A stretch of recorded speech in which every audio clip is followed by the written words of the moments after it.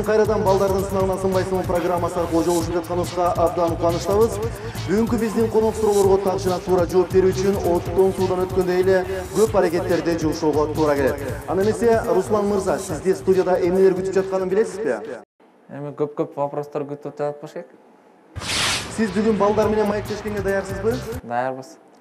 Балдарга таптакыр калп айтканга болбойт дегенге кошуласызбы? Кошулам. Анда эмесе Руслан мырза, программанын тартиби төмөнкүчө, таанышып алыңыз. Сиз берилген суроолордун ичинен болгону бир гана суроого жооп берүүдөн баш тартуу укугуна ээсиз. Эгерде сизге биздин тартип түшүнүктүү болгон болсо, биз программаны баштасак. Айымдар жана мырзалар, балдардын сынагына сынбайсыңбы программасынын бүгүнкү каарманы 2008 жылы Пекинде өткөн дүйнөлүк Олимпиада оюндарынын катышуучусу жана коло медалинин ээси, белгилүү спорт чебери Руслан Түменбаев. Кол чабуулар!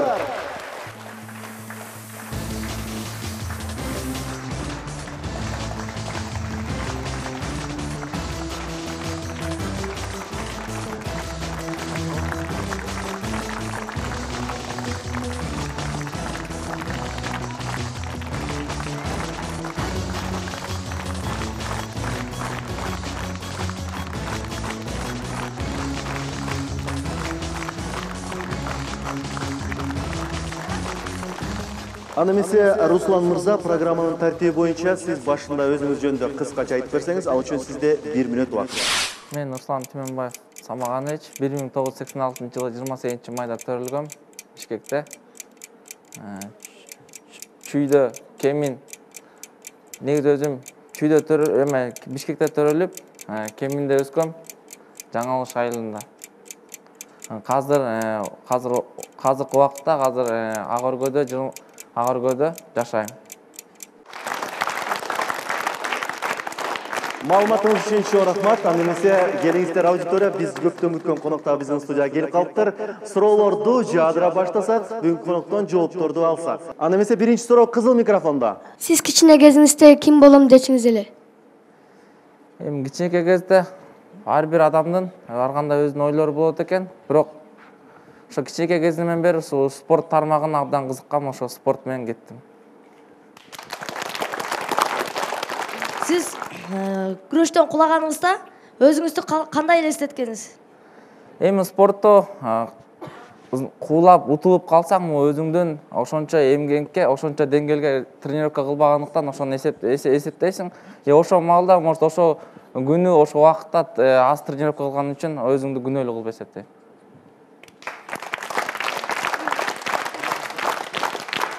Кезек кийинки суроодо кызыл микрофон. Сиздин спортчу болоруңузга ким сизге чоң салым кошту эле? Эми биринчи очередь ушу спортко көп салым кошкон менин ата-энем. Негизи ата-эне спортко кандай көз караш менен караса, ошондо бала жакшы ийгиликке жетет. Ошондуктан ата-энем мага биринчи эме болгон да, түрткү болгон бизге спортко.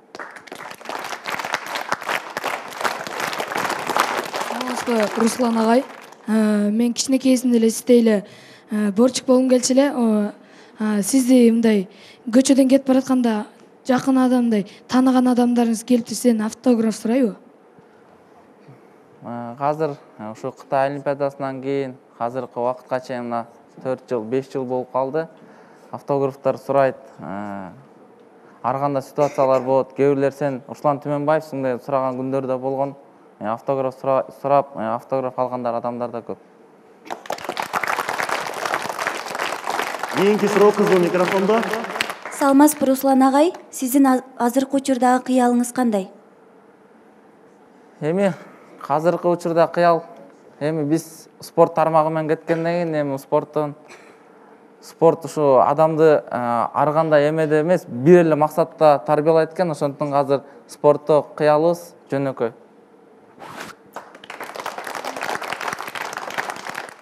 Бейжин олимпиадасында баарыбызды кубантып кеттиңиз эле да. Ошол убакытты бир сыйрабы эстеп кете аласызбы? Эми 2008 жылы Кытай олимпиадасында абдан чоң көп эмгектенгем.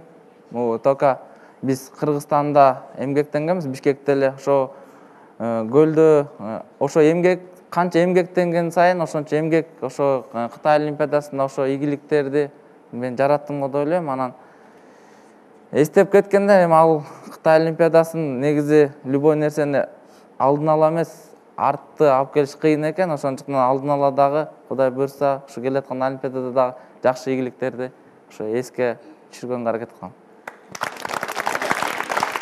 Кийинки суроо кызыл микрофонду арт тарабыңыздан. Саламатсызбы, Руслан агай?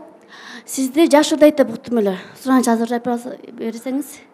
Эми бирок жакшырдайт деп көп адамдар адашып болуш керек, бирок мен ыр жакка анча өзүм деле жокмун, бирок ырдаган эмесмин ушул вакытка чейин. Жигитке 70 өнөр аздык кылат деди эле, сизге бул өнөрүңүз аздык кылабы? Эми жигитке 70 өнөр аздык кылат дейт. Эми ушу 70 өнөрдүн ичинен ушу күрөштү тандап алып, ушу күрөштөн өнөрүбүздү көрсөтөт окшойт деп ойлойсуз.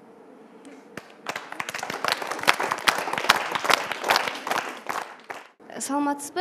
Сизге суроо берейин дедим эле. Сиз атайын диета менен жашайсызбы? Мен негизи спорт чоң спорт менен башталгандан бери азыркы убакытка чейин диета менен жашайм. Кийинки суроодо кызыл микрофон. Күчтүү адамдар ыйлайбы? Сиз акыркы жолу качан ыйладыңыз эле? Акыркы жолу ыйлаганыма мына 10 күн боло элек. Анткени Кыргызстан чемпионаты бүткөндөн кийин мен 66 килограммга өтүп, 60 килограммдан утулуп калып, абдан да азчык бар. Азыр ушу жүрөктө кала турган так болуп калды. Ошон үчүн азыр мына ыйлаганыма 10 күн боло элек. Мына ыйлагам спорттон утулуп калгам. Мынеге чын жүрөктөн жооп берүүдө балдар. Суроолорду бере баштайбыз. Сары микрофон. Саламатсызбы? Бул спортсмендер бул крим чөйрөгө жакын келишет. Сиз дагы кримди алдыңызбы? Эми крим чөйрөсүнө спортсмендер жакын деп көп эле адамдар ойлойт, бирок крим чөйрөсүнө кандай адамдар жакын болот? Бул еще дагы вопрос. Негизи крим чөйрөсүнө жакшы спортсмендер мен аралашпайт го деп ойлойм. Кийинки суроо кызыл микрофондо. Мен байкем да спортсмен, ал билегени бир кызыктай да. Сизге музыка коюп берсек биле аласызбы? Ушул жерден.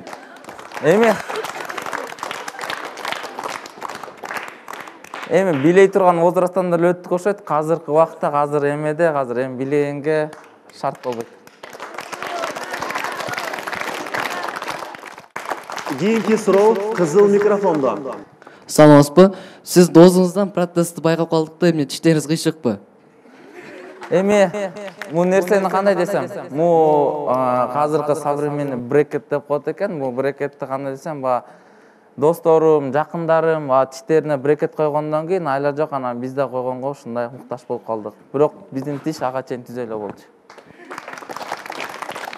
Азаматсыз. Кийинки суроодо сары микрофон. Сиз кыргызсыз. Ошондон жет атаңызды айтып бере аласызбы? Эми бул вопроско негизи ушу жет атасын канчадан бери уже ушу акыркы 2013-2012 жылдын аягынан баштап ушул нерсени сурай баштады. Ошо жет атаны мен толук айта албайм. Мынеке урматтуу аудитория, биз бул суроого жооп бербеди деп кабыл алалы. Демек Руслан бүгүнкү программадагы өзүнүн бир укугун колдонду. Аны эмесе кезек кийинки суроодо кызыл микрофон. Олимпиада күрөш оюнун алып салды. Эми Кыргызстанда медаль жок калабы? Жок, Олимпиада күрөш оюнун күрөштү алабыз деген ой максаттар менен болгон. Негизи дүйнө жүзүндө ФИЛАнын президенти бар, Мартинетти деген президент болот. Мартинеттини эми аякта да политический окшойт. Мартинетти мисалы олимпийский коомго өзлөрүнүн какой-то бир эмеси бөлүнгөн акчасын сапатын төлөгөндүктөн ошон үчүн ал спорттон алууга туура келип, ошон үчүн күрөштү алабыз деген ар кандай бир сөздөр чыккан. Бирок күрөш олимпиадасы болушу мүмкүн эмес. Кезек кийинки суроодо сары микрофон. Саламатсызбы? Сиздин алгачкы сүйүүңүз кантип жашыңызда башталган? Эң жакшы эме болду, суроо болду. Эң алгачкы сүйүүм негизи мынакей азыркыга чейин деле сүйлөшүп жүрөм, эч жаңылбасам керек. Биздин сүйлөшүп жүргөнүбүзгө 4 жыл болду. 2008 жылы Олимпиададан кийин 2009 жыл декабрь айынан баштап азыркы убакытка чейин сүйлөшүп жүрөбүз. Биринчи сүйүүбүз 2008 жылы спорттун ийгиликке жеткенден кийин башталган. Кезек кийинки суроодо кызыл микрофон. Азыркы жаш эстрадарчылардан кимди баалайсыз жана кайсы ырларды угасыз? Мен азыркы эстрада ырчыларынан эң жакшы деп, мисалы биздин өзүм көңүлүмө жагып, мындай фонограммасы жок ырдаган Султан Садаровду жактырам. Кезек кайрадан эле кызыл микрофондо сурооңузду бериңиз. Саламатсызбы? Сиз канча мамлекетке бардыңыз эле жана ошо күрөш боюнча канча мамлекетке бардыңыз эле жана канчанчы местораларды ээлеп келатсыз? Эми мен мамлекеттерди айтсам, эң биринчи жакшы ийгилигим 2006-жылы Азиатский игрде Дохадагы Азиатский игрде 3-чү болгом. 2006-жылы Дохада 3-чү болгом. Анан 2008-жылы Кореяда Jeju островунда чемпионат Азияны утуп алгам. Андан кийин 2008-жылы Кытай олимпиадасында 3-чү болгом. 3-өө эң менин призовой местага татыктуу болгон жерлерим ушак. Кийинки суроодо сары микрофон. Саламатсызбы? Бул спорт сиз үчүн эмне?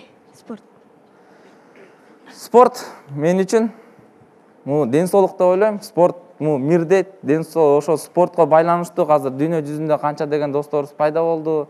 Спортко көп көңүл буруп, көп машыккан үчүн, ошо спортту тандап алган үчүн, ошон үчүн спортто жакшы нерселер көп го деп ойлойм да. Чындыкта. Кезек кайрадан эле кызыл микрофондо. Кыргыз Республикасынын герби канчанчы жылы кабыл алынган?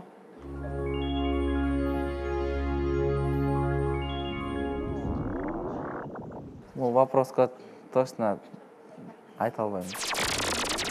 Сиз жардам берип коюңуз, урматтуу көрөрмандар. Кыргыз Республикасынын герби 1994-жылы 14 январда Кыргыз Республикасынын жогорку кеңешинин тарабынан кабыл алынган.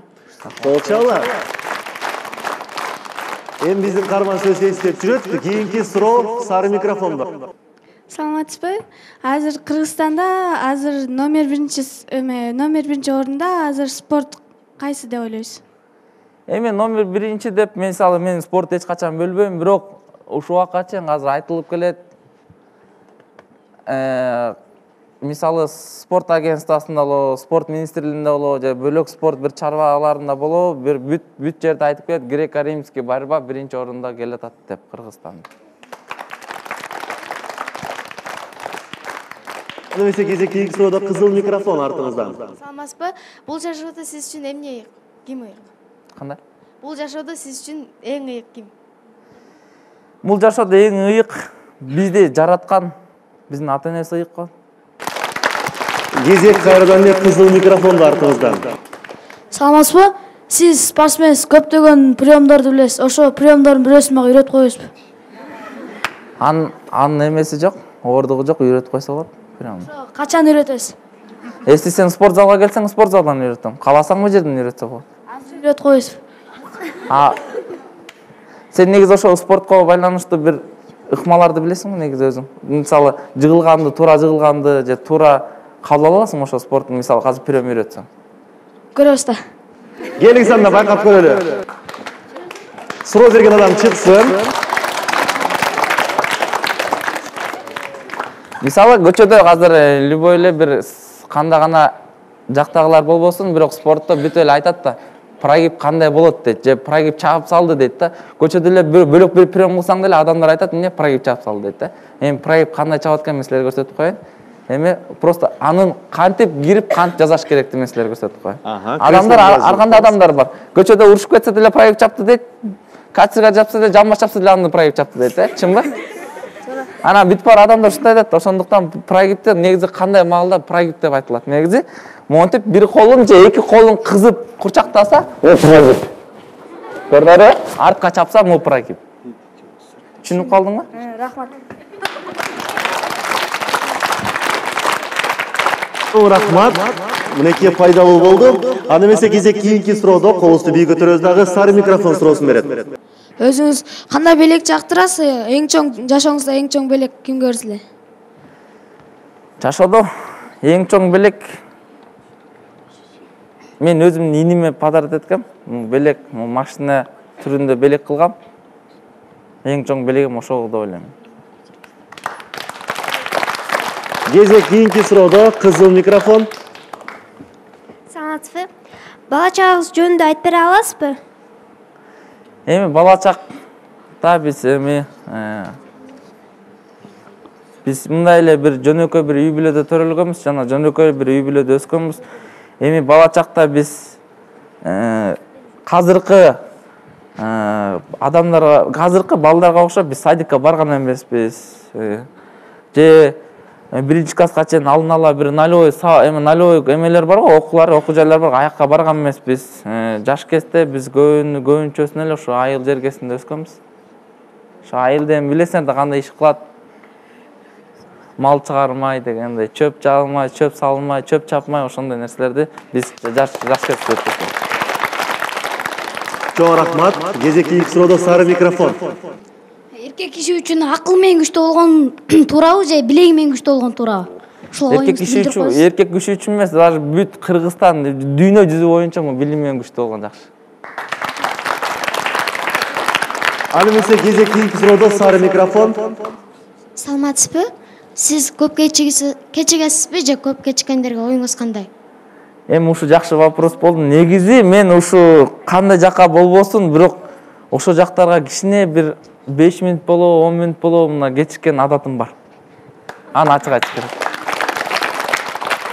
Бирок жашоодо кечиккен бирөөнү күттүргөн же бирөөгө барып кечигип барган туура эмес го деп ойлойм. Кезек кийинки суроодо кызыл микрофон. Саламатсызбы? Сиз бирөөнү тамашалап таарынтып алдыңыз беле? Эми тамашалап таарынтып алган убакыттар болгон. Бирок эми кандай десем, бул нерсе тамаша деген да өзү тамашалап, анан өзүнө ушундай бир тамаша аркылуу бир нерсени туура эмес айтып койсоң, ал адам туура эмес көтөрө албай калган адамдар болгон. Аны эмесе урматтуу коомдук каналдын телекөрүүчүлөрү жана ошондой эле бүгүнкү биздин программанын катышуучулары, балдардын сынагынан сынбайсыңбы программасынын биринчи кыска танаписи бир нече көзүрмөндөрдөн кийин кайрадан сиздер менен жолугушабыз.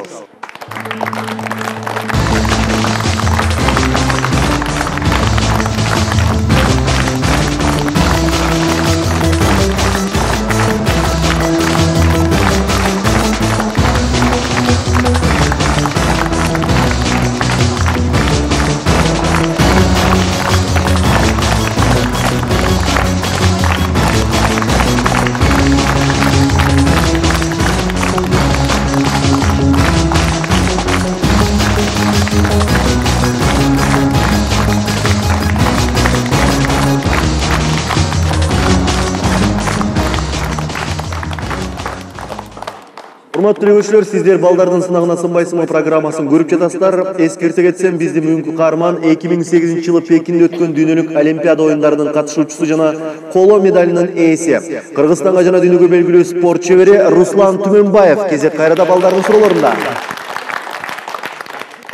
Вольный борьба менен же грек-рим борьбанын кандай айырмачылыктары бар? Мен силерге бир нерсе айтып коеюн. Адлан Вараев деген бар, олимпийский чемпион. Эмеде, Россияда тренер да. Ал мынтип айтат го.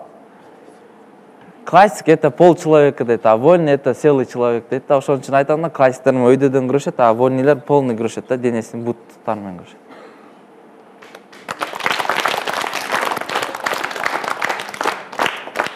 Аны эмесе кийинки суроо кызыл микрофондо. Саламатсызбы? Сиздин бала кезиңизде бактылуу күнүңүз болду беле? Ошо бактылуу күнүңүз тууралуу айтып берсеңиз. Бала кезде бактылуу күндөр ата энең машинага салып шаар ичин көрсөткөн бактылуу күндөр деп эсептейм, эң кичек кезинде. Абдан мыкты жооп болду. Кезек кийинки суроодо сары микрофон. Руслан агай, сиздин Олимпиададан алган колодон кийин сиздин жашооңуз өзгөрүлдү беле? Мисалы, ошо коло медаль алгандан кийин эми бул нерсени мындайга адам дейт, бир адамды дейт, кандаган адам болбосун дейт, адам кылып мынтип өйдөрөөк мактап коюп көтөрүп коюшту эле адам дейт, эл дейт да, негизи эл да. Ошо эле адамды кайда, ошо эле баланы кайда ылдый чүрүп коюшму эл да. Бул нерсени мисалы өзгөрүлүп кетти же тиги бул деген нерсени мен өзүм айта албайм, муну нерсени эл таразалайт.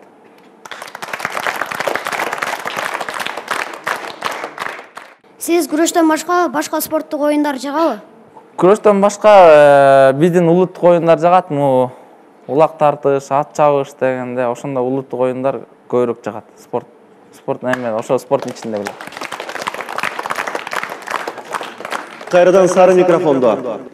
Руслан мырза, сиз Кытайга таймашка барганда кытайча сөздөрдү үйрөнүп келдиңиз беле? Кайсы сөздөрдү? Эми мен азыр ачык айтышым керек, орусча деле, англисче деле толук билбейм. Мен анткени өзүмдүн тилимди сүйгөн үчүн, ошон үчүн кыргыз тилинде эле аякта Кытайда жүрсөм да, каякта жүрбөсөм, бирок кыргыз тилинди бөлөк улуттарга да, бөлөк жерлерге да тааныштырганга аракет кылам. Сиз өзүңүздү күрөш чөйрөсүндө кимди өзүңүзгө атаандаш көрөсүз? Эми күрөш чөйрөсүндө атаандаш катары көргөн, мисалы, бүгүн 66 килограммдан веске ким түшсө, хоть бүгүн тренировка баштаса да 66 килограммга түшсө, бул бизге соперник катары. Аны күрөш бутуш керек. Сиздин бир күнүңүз кандай өтөт? Бир күндүк биздики, мисалы, бир суткада 24 саат болсо, ошонун 7 саатын уктайм. Эртең менен зарядка кылам 1 саат. Анан 3 сааттан 3,5 саат, даже 4 саатка байланыштуу эртең мененкисин, анан кечкисин биз тренировка процессинде өтөбүз. Суроолор берилип жатат. Анда кийинки суроо кызыл микрофондо. Сизге кайсыл актер жагат жана ал кинонун аты ким? Ал кинонун аты эмне? Эми азыр акыркы кинолордо, мисалы, кыргыз киносунда вот жакында эле биз Венгриядан келип эле ушу акыркы киного бардык.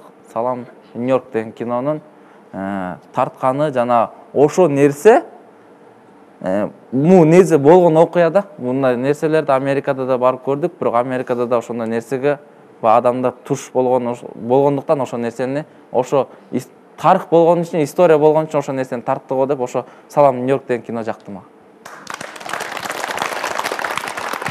Сиздин апаңызга калган эң чоң белегиңиз бул эмне болуп эсептелет? Апама эң чоң белегим Кытай Олимпиадасынан келип, ушу ата-энем, атам, апам ушу айыл жергесине барыш керек, ушу айыл жергесинен иштеш керек, айыл жергеси менен туугандар менен катташыш керек дегенден, ошо ата-энеме, ошо атама да, апама дагы салып берген үй менин белегим, чоң белегим деп эсептейм. Кийинки суроо кызыл микрофондо. Спортсмендер негизи тамак ичип, арак ичишеби? Эми спорт негизи тамаки да, арактагы канча ичсең да, чексең да, спортто ошо бир кичинекей сигарет же бир кичинекей аракты ичип койгон спортто өтө тоскоолдук кылат. Анан жана ошондой ичип чеккен адамдар жакшы ийгиликке жетпейт деп ойлойм. Сиз ичип көрдүңүз беле? Ушул убакка чейин колдонуп да көргөн эмесмин. Олимпиададан кийин кандай үй жана кандай машина алдыңыз эле? Олимпиададан кийин бизге Курманбек Салиевич Бакиев президент болуп турган убакта ийгиликке жеткенбиз. Курманбек Салиевич бизге Mitsubishi Pajero атындагы машина берген. Бирок ошо Mitsubishi Pajeroны Кыргызстандын президенти Курманбек Салиевич приказ берди, Кыргызстанда 7 областка тур кылгыла деп. Александр Хусейнович Воинов деген болгон. Ошо биздин спорттун жетектеп турган, ошо бизди Нарынга алып барып, Нарындан көлгө алып баратканда биз ошо машина менен тоголонуп кетип, ошо машинени биз кандай десем 2000 километрге жетпеген чакырымды айдап эле машиненин бир эмесин ала албай калдык да. Жакшы пайдасын ала албай калдык. Ошондуктан андан кийин ошо Курманбек Салиевич $75,000 берген. $75,000. Анан ошо байланыштуу ата-энеме кичинекей болсо дагы айылга үй салып бердик. Анан ушу өзүмдүн Агыркөлдө жашап аткан үйүмдү биртке ремонт кылганбыз. Бирок ачык айтып кетиш керек, азыр Кыргызстанда канча да адамдарга жолукпа, президент силерге үй бердиби же бөлөк бир квартира бирдемке байланыштуу бердиби дейт, бирок ал нерсе берилген эмес, ачык айтып кетиш керек. Кезек кийинки суроодо сары микрофон. Сиз деген Моймирге же Facebook'ка киресизби жана күнүнө канча жолу? Мисалы, Facebook'ка мен точно кирбейм, агентти ачканыма точно азыр убакыт эсте эмес, бирок агентке мен кирбей калганыма 3 жыл болду, бирок Одноклассникте вот калп айтпасам 1 жума болду, удалить этип салдым.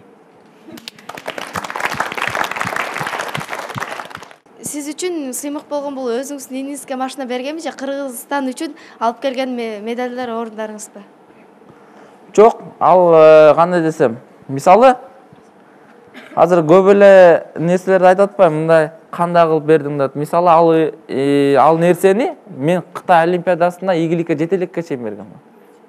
Кытай олимпиадасында биз кетелек жатканбы, кетелекте эле биз ошо машинени заказ берип, мисалы азыр бүт эле машинем бар, Европадан алып келип атпайбы, Европада заказ берип, анан келгенден ошо атайын мен өзүм атыман деп ошо иниме белек кылгам. Микрофондо кийинки суроо. Сиз романтиксизби? Сапаттар кайсылар? Эми ушул вопрос кандай десем, эми бул негизи жашоодо романтик болгон жакшы эле окшойт. Кызыңызга кандай романтикалуу нерсе кылдыңыз эле? Романтикалуу колуна голландский роза карматып, анан айтат го орусча при свече чай ичкенбиз. Кийинки суроо сары микрофондо. Сиз китеп окуганды жакшы көрөсүзбү жана акыркы жолу кайсы китепти окудуңуз? Акыркы жолу азыр эми китептерди только спортко байланыштуу эле окуп атабыз. Анткени эми алдыда азыр чоң ийгиликтер болуп аткандан спортко кандай тамак жеш керек, кандай адамга спортто жакшы тамак жегенде же кандай жүргөндө спортко байланыштуу жакшы ийгиликке жетесиң деген азыр китептерди окуп атам. Спортко байланыштуу.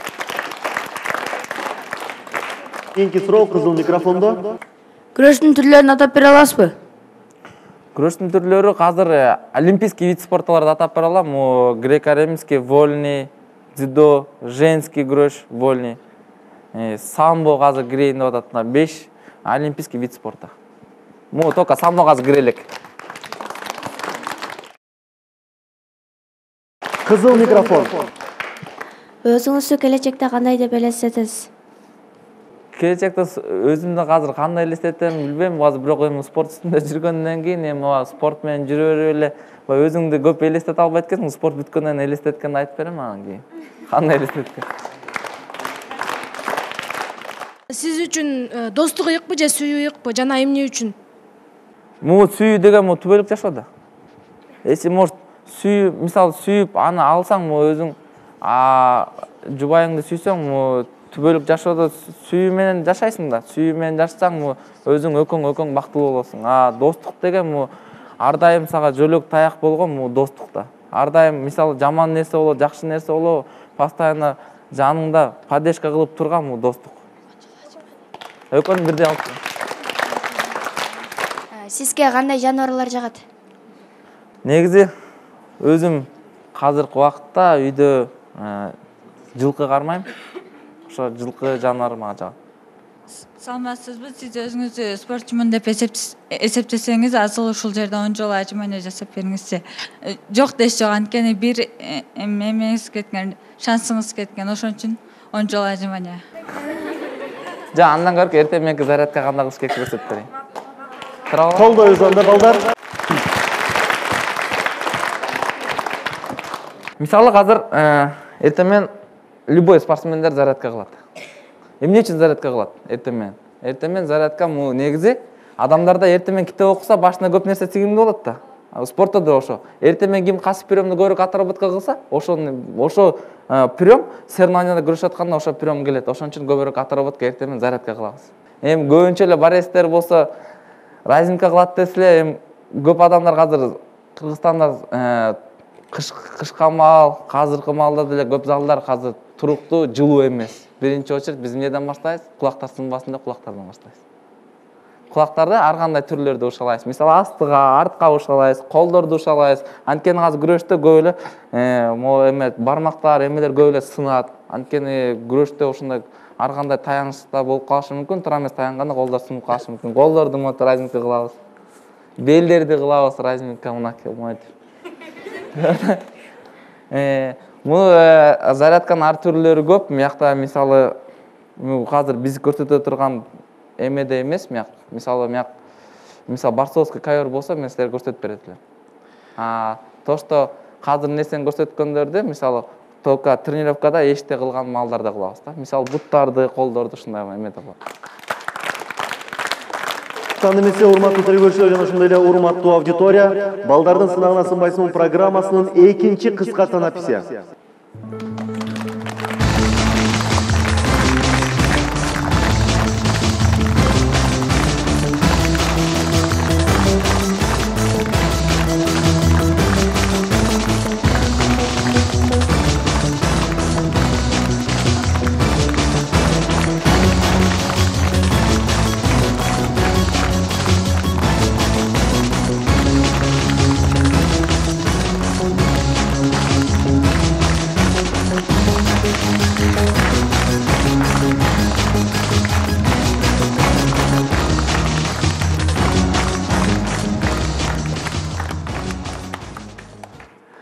Анда эмесе кайрадан биз программабызды улантабыз. Урматтуу Руслан мырза, сиз балдардын суроолоруна жооп бердиңиз.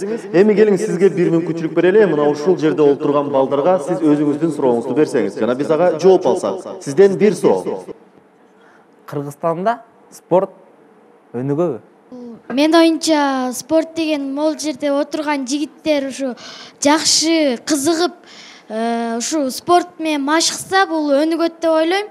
Ар бир эле спортчулар бул Кыргызстан даңкка чыгарышат да, ошон үчүн өнүгөт. Кийинки ой пикир кызыл микрофондо. Кыргызстанда спорт өнүгөт, эгерде сиздей спортсмендер жанагы жогорку кеңеште отурган жакшы иштеген өздөрүнүн салымдарын кошсо, ошондо жакшы өнүгөт. Мына биз жоопту алдык. Урматтуу Руслан мырза, мен ойлойм сиз өзүңүз берген суроого так туура жооп алдыңыз. Балдар мына ушундай ойлойт экен. Эми биздин программанын башынан баштап азыркы кезге чейин сизге аябагандай көп суроолор берилди. Мына ушул суроолордун ичинен сизге кайсыл суроо жакты? Ошол өзүңүзгө жаккан суроого өзүңүз алып келген белекти берсеңиз, мен ойлойм сиз биздин программабызга куру кол келген жоксуз. Эми негизи спортту сүйүп, ушул жерде эң биринчи мага жаккан вопрос, жакшы суроо берди. Мага прием көрсөтүп коюңузчу деген ушул вопрос мага абдан жакты да.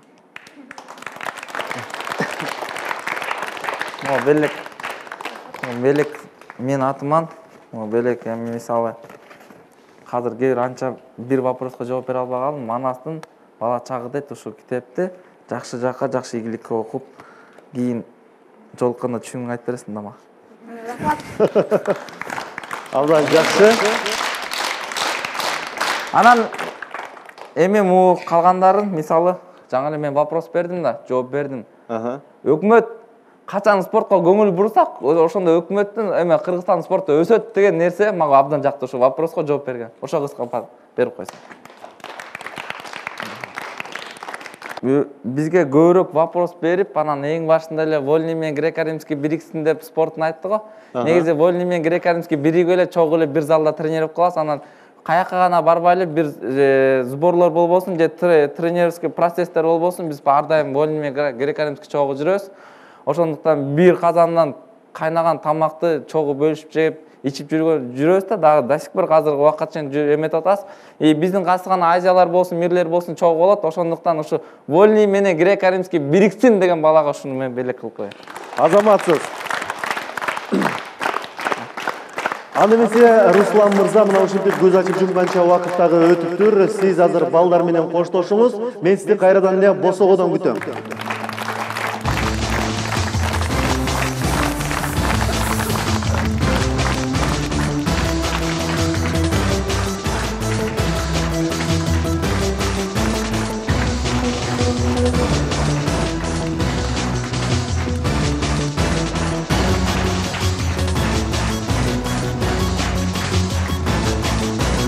Анда эмесе Руслан мырза, сиз биздин программаны катышып, биздин балдардын суроолоруна жооп бердиңиз. Эми мен сизге кыскача суроо берейин жана ошол суроолорго кыска нуска жооп берүүгө аракет кылыңыз.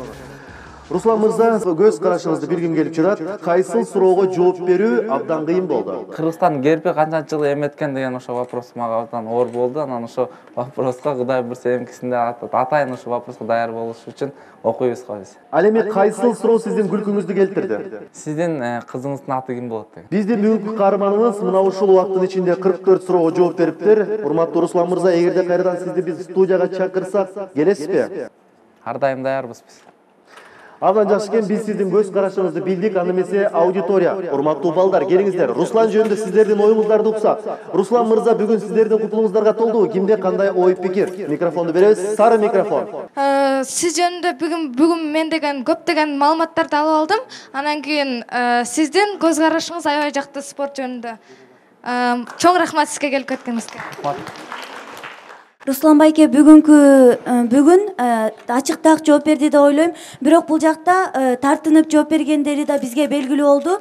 Жана ошондой эле чоң рахмат. Руслан байкени мурун эле билчүмүн спортчу катары, бирок бүгүн деген Руслан байке өмүрүнүн бардыгын эмес, бирок көп бөлүгүн спортко бергенин андан бүгүн дагы тааныштым. Руслан байкен өзү кыргыз болуп алып, гербтен качан кабыл алынганын билбегендиги мага эме болду да. Мындай ниторок болду. Аны эмесе биздин программанын тартиби боюнча программаны биздин башкы каарман жыйынтыктайт. Руслан, келиңиз, сиздин акыркы сөзүңүз биздин программаны жыйынтыктоо үчүн. Анча-мынча адамдарды толук айтып түшүндүрүп, ошол нерсени жүрөгүнө сиңимдүү айта албагандыктан бизде өзүбүздө күнөө. Анткени эмне үчүн бул нерсени биз мындай нерсеге көп катышпагандыктан, ушундай нерселер көп келбегендиктен ошо мен өзүмдү күнөө деп ойлойм да. Ошондуктан бул нерсени азыр окуучулар айтканы жана таразалаганы бул негизи анык, туура. Муну эч качан муну туура эмес, муну туура айтты деп мен эмете албайм, таразалай албайм. Балдарга өзлөрүнө ийгилик каалайм, спортту сүйгүлө, окугула жана жакшы ийгиликтерге жеткиле. Урматтуу телекөрүүчүлөр, эскерте кетсем, бүгүнкү биздин каарманыбыз 2008-жылы Пекинде өткөн дүйнөлүк олимпиадалык оюндардын катышуучусу жана коло медалинин ээси, белгилүү спорт чебери Руслан Түмөнбаев болду. Биз сиздер менен коштошобуз. Кайрадан кийинки программада жолукканча аман туруңуздар.